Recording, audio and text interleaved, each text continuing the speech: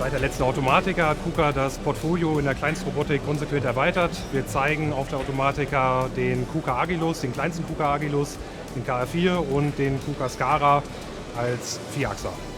Das Spannende in der Kompaktrobotik ist, dass wir auf kleinsten Raum jegliche Tätigkeiten darstellen können, von Montage, Pick-and-Place-Anwendungen und Montagewinkeln der Roboter in allen möglichen Formen lassen sich Aufgaben auf engstem Raum erfüllen. Aufgrund der kompakten Bauform sind die Roboter ebenso schnell. Also man redet über Picks pro Minute und beide Roboter liegen über 150 Picks in der Minute bei einfachen Pick-and-Place-Anwendungen. Mich begeistert an den Kompaktrobotern, dass Anwendungen auf kleinstem Raum möglich sind. Wir reden von ungefähr einem Quadratmeter Fläche, die gebraucht wird.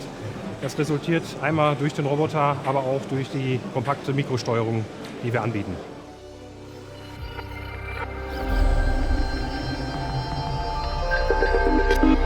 Industrial intelligence.